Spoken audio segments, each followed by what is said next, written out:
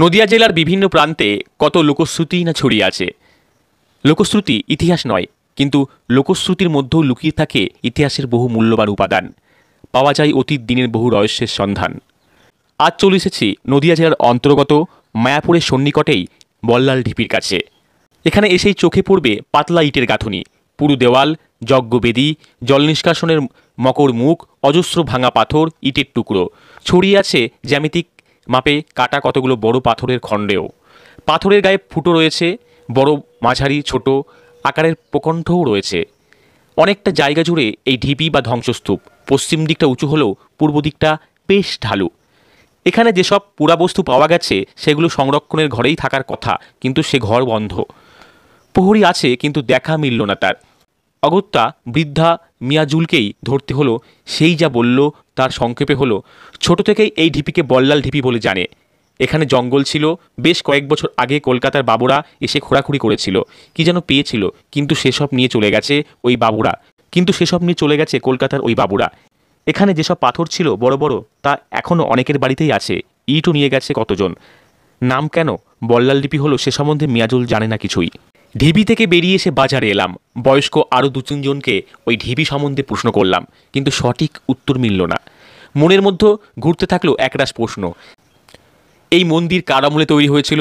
বল্লাল সেনের আমলে, অথবা তারও আগে? এটা নাকি কোনো বৌদ্ধ মন্দির বা বিহার ছিল? এই মন্দির ধ্বংস হয়েছিল কি মানুষের হাতে, অথবা বন্যায়? এখানে মাটি খুঁড়ে কি পুরাবস্তু পাওয়া গেছে? সেগুলো হিন্দু না বৌদ্ধ ধর্মের সঙ্গে যুক্ত? মন্দিরের গঠনশৈলী বা কোন যুগের স্থাপত্য শৈলীর পরিচয় দেয়? এইসব প্রশ্ন উকি মারে মনের মধ্যে। তারপরে বিস্তর অনুসন্ধানের শেষে জানতে পাওয়া গেছে পাথরের শৈবগণ মূর্তি, স্ট্যাকম মূর্তির মুখ, বহু ভাঙাচোরা মাটির পাত্র, পুঁথির মালা, ভাঙা পাথরের মূর্তি, ধাতু পাত্র, নরম কঙ্কাল প্রভৃতি। ভিতরে মিলেছে গঙ্গার বালি ও পলি মাটিও। এই মন্দিরের গঠনশৈলীতে বৌদ্ধ ছাপ থাকলেও এটি যে আসলে শিব মন্দিরই ছিল সে বিষয়ে আর কোনো সন্দেহ নেই। এখানে কোনো বৌদ্ধ নিদর্শন মেলেনি।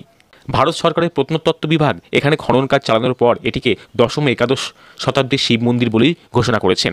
শিবা টেম্পল। বল্লাল ঢিপি, বল্লাল দিঘি 2 সেন রাজার বল্লাল সেনের নামের সঙ্গে যুক্ত। বল্লাল দিঘিতে পাওয়া গেছে পোকায় কাটা পশম, পোশাক, শালকাঠের সিন্দুক, কিছুর উপর মুদ্রা, কিন্তু ওই মুদ্রাগুলো কোন আমলের তা জানা যায়নি। 10ম ও 11শ শতকে যদি বল্লাল ঢিপির মন্দির নির্মিত হয়ে থাকে, তাহলে দেখতে হবে ওই সময় বাংলা ও নবদ্বীপের গঙ্গাতে রাজত্ব করেছেন কে বা কারা।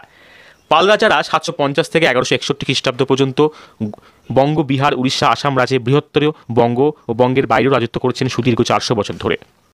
অতএব পাল আমলেই এই মন্দির তৈরি হয়েছিল এমন মনে হওয়া স্বাভাবিক, কিন্তু পালরা ছিলেন বৌদ্ধ। অথচ বল্লাল ঢিপির মন্দিরকে বলা হয় শৈব মন্দির। তাহলে কি ধরে নিতে হয় ওই মন্দির নিশ্চয়ই হিন্দু যুগের বা কোনো হিন্দু রাজার কীর্তি? এখন প্রশ্ন, কে সেই হিন্দু রাজা? তিনি কি বল্লাল সেন, অথবা তার কোনো পূর্বপুরুষ? ইতিহাস বলছে পাল রাজাদের আমলেই সেন রাজাদের পূর্বপুরুষ সামন্ত সেন সুদূর মহীশূর থেকে গঙ্গার তীরে এসে বসবাস শুরু করেন। সামন্ত সেনের পুত্র হেমন্ত সেন বর্ধমান অঞ্চলের সামন্ত রাজা হিসাবে নিজেকে সুপ্রতিষ্ঠিত করেন এবং তার পুত্র বিজয় সেন স্বাধীন সার্বভৌম রাজারূপে আত্মপ্রকাশ করেন। ইনি ছিলেন 1095 থেকে 1158 খ্রিস্টাব্দ পর্যন্ত। পাল রাজাদের প্রতাপ খর্ব করেন। এরপরে বল্লাল সেন বাংলা থেকে মুছে দেন পাল বংশকে। এরই পুত্র লক্ষণ সেনের সময় ঘটে তুর্কি আক্রমণ। নবদ্বীপ থেকে পালিয়ে যান লক্ষণ সেন। সেনরা ছিলেন জাতিতে ক্ষত্রিয় এবং শৈব ধর্মাবলম্বী, যদিও ইতিহাস বলে শৈব লক্ষণ সেন নাকি শেষ জীবনে বৈষ্ণব ধর্মাবলম্বী হয়েছিলেন। বাংলায় সেন বংশের পূর্বপুরুষ সামন্ত সেন থেকে শুরু করে রাজা লক্ষণ সেন পর্যন্ত সকলেই নবদ্বীপ ও গঙ্গার প্রতি বিশেষ দুর্বলতা দেখা যায়। 1060 খ্রিস্টাব্দ থেকেই বর্ধমান ও তার আশেপাশে শক্তি সঞ্চয় করে সামন্ত সেন তার পুত্র হেমন্ত সেন সামন্ত রাজ হিসাবে সুপ্রতিষ্ঠিত হন এবং শেষ জীবনে গঙ্গা ও জলঙ্গির সঙ্গমে উপনিবেশ স্থাপন করে বসবাস শুরু করে সামন্ত সেন। আমাদের অনুমান ওই সময়ে বল্লাল ঢিপির মন্দিরটি নির্মিত হয় এবং বন্যার ফলে মন্দিরটি ধ্বংস হয়ে গেলে পুনরায় তা সংস্কার করা হয়। একাধিকবার সংস্কার করা হয়েছে ওই শৈব মন্দিরটি। সম্ভবত বল্লাল সেনের পুরপিতামহ সামন্ত সেন অথবা পিতামহ হেমন্ত সেন কিংবা বিজয় সেনের আমলে তৈরি হয়েছে এই শৈব মন্দিরটি। সম্ভবত বল্লাল সেনের আমলে সংস্কার করা হয়েছে ওই মন্দিরটি। তারপরে শেষবারের মতো বখতিয়ার খলজির বাহিনী ধ্বংস করেছে বিগ্রহ ও মন্দির। কোনো মঙ্গল কাব্য বা বৈষ্ণব গ্রন্থে বল্লাল ঢিপির কথা নেই। সম্ভবত বন্যা এবং মানুষের হাতে ধ্বংসস্তূপে পরিণত হওয়ায় এই স্তূপ অদৃশ্যই থেকে গিয়েছিল সুদীর্ঘকাল জিজ্ঞাসুদের চোখে। আর তাই লোকশ্রুতিতে গড়ে উঠেছিল নানা কাহিনী। আজ যদিও খনন কাজ হয়েছে ওখানে, তবুও কিন্তু অনেকেই বিশ্বাস আশেপাশে খনন কাজ চালালে পাওয়া যেতে পারে আরও নতুন উপাদান। আরও অনাবিষ্কৃত বহু তত্ত্ব। কেউ বলে এখানেই আছে বল্লাল সেনের প্রাসাদের ধ্বংসাবশেষ, কেউ বলেন বৌদ্ধ যুগের স্থাপত্য নিদর্শন ছড়িয়ে আছে আশেপাশে, গঙ্গা গর্ভেও বিলুপ্ত হয়েছে অতীতের বহু মূল্যবান নিদর্শন। এখনও ব্যাপক খনন কাজের দরকার আশেপাশে। একমাত্র তাহলেই জানা যাবে এই অঞ্চলে কতটা বৌদ্ধ প্রভাব ছিল বা হিন্দু প্রভাব ছিল। আপনি যদি কোনো দিন একা যান বল্লাল ঢিপিতে এবং দেখা হয়ে যায় মিয়াজুল বা ওরকম মানুষের সঙ্গে আশ্চর্য নানা কাহিনী শুনতে পাবেন। আশেপাশে বয়স্কদের মুখে শুনতে পাবেন কত মজার ঘটনা। লোকশ্রুতি অনেক কথাই বলে, কিন্তু সবই তো ইতিহাস নয়। তবে একবার যদি ওখানে যান, দ্বিতীয়বার আপনাকে যেতেই হবে। তবে কেন যেতে হবে সেই প্রশ্নের উত্তর নিজেই খুঁজে পাবেন ওখানে। মায়াপুরের পথে বামনপুকুরে নেমে একবার ঘুরে আসুন না, লাভ ছাড়া লোকসান হবে না। আমরা নদিয়া জেলার বিভিন্ন স্থানের লোকশ্রুতি ও লোককথার ইতিহাস তুলে ধরার জন্য অনবরত গবেষণা চালিয়ে যাচ্ছি।